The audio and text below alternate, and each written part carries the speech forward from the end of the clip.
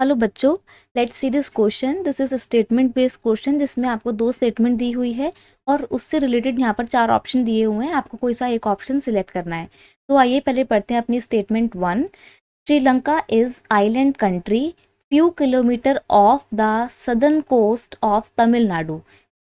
श्रीलंका एक island country है जो कि इंडिया के तमिलनाडु के सदर्न कोस्ट से कुछ ही किलोमीटर की दूरी पर है।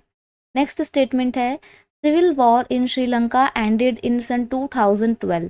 श्रीलंका में सिविल वॉर की समाप्ति सन 2012 में हुई थी। ये दोनों स्टेटमेंट हैं। अब इन स्टेटमेंट से रिलेटेड आपको ऑप्शन दिए हुए हैं जिसमें से एक ऑप्शन आपको सिलेक्ट करना है। Both statement one and statement two are correct. Both statement one and statement two are incorrect. Statement one is correct and statement two is incorrect. Statement one is incorrect and statement two is correct. तो यहाँ पर हम बात कर रहे हैं श्रीलंका की, जो कि छोटा सा आइलैंड कंट्री है। क्वेश्चन का की कंसेप्ट है श्रीलंका। श्रीलंका की बात करें तो वो एक आइलैंड कंट्री है। आइलैंड कंट्री कैसे है? आइलैंड कंट्री इसलिए क्योंकि पूरी तरफ से ना, चारों तरफ से पानी से घिरा हुआ है।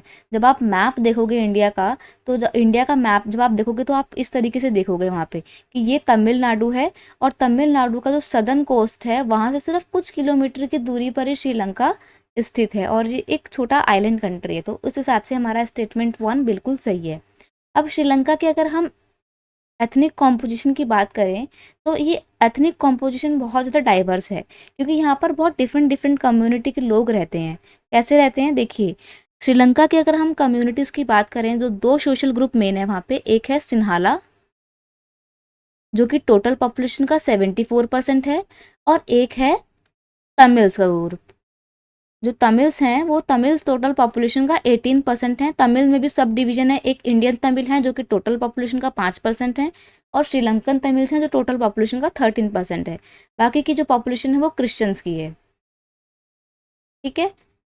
अब आफ्टर इंडिपेंडेंस 1948 में श्रीलंका आज़ाद होता है। उसके बाद से श्रीलंका में गवर्नमेंट बनती है, डेमोक्रेटिक गवर्नमेंट बनती है। लेकिन कहीं ना कहीं धीरे धीरे ये गवर्नमेंट मेजोरिटेरियन रूल इस्टेब्लिश करने लगती है। 1956 में श्रीलंका में एक एक्ट पास होता है जिसके बाद से सिन्हाला कम्युनिटी जो कि मेजोरिटी में थी, उसके द्वारा बोले जाने वाली सिन्हाला लैंग्वेज को official language, only official language declare कर दिया जाता है। यानी कि सभी गवर्नमेंट वर्क सिन्हाला लैंग्वेज में होंगे, बाकी किसी और भाषा में नहीं होंगे। ये सारी बातें जो अदर सोशल कम्युनिटी थी, तमिल्स और क्रिश्चियंस की, बेसिकली तमिल्स में दूसरा मेन सोशल ग्रुप था, इनको ये बातें पसंद नहीं होती हैं कि गवर्नमेंट मेजोरिटेरियन रूल इस्टेब्लिश कर रही है। सिन्हाला कम्युनिटी की लैंग्वेज को ऑफिशियल लैंग्वेज डिक्लेयर कर दिया जाता है। आगे जाके सिन्हाला कम्युनिटी के ज़्यादातर लोगों के द्वारा प्रैक्टिस किए जाने वाले बुद्धिज़्म को गवर्नमेंट प्रोटेक्शन प्रोवाइड करती है और ऑफिशियल रिलीजन भी उसको डिक्लेयर कर देती है। इस तरीके से दोनों कम्युनिटी के बीच में एक डिस्ट्रस्ट क्रिएट हो जाता है, एक अविश्वास पैदा हो जाता है दोनों के बीच में और लड़ाइयाँ शुरू हो जाती हैं, कॉन्फ्लिक्ट शुरू हो जाते हैं। और ये कॉन्फ्लिक्ट धीरे धीरे इतना ज़्यादा बढ़ जाते हैं कि सिविल वॉर का रूप ले लेते हैं। सिविल वॉर का मतलब होता है एक ऐसी वॉर जिसमें कंट्री के ही लोग दो अलग अलग ग्रुप बनाकर आपस में लड़ने लगते हैं, उसको बोला जाता है सिविल वॉर। तो श्रीलंका में मेजोरिटेरियन रूल स्टैब्लिश होने की वजह से जो बाकी की कम्युनिटी है उनको अच्छा नहीं लगता है और श्रीलंका में सिविल वॉर शुरू हो जाती है। लेकिन ये सिविल वॉर ख़त्म भी होती है। और ये कब ख़त्म होती है? सिविल वॉर एंड होती है सन 2009 में। ठीक है, तो ये तो थी हमारी एक्सप्लेनेशन।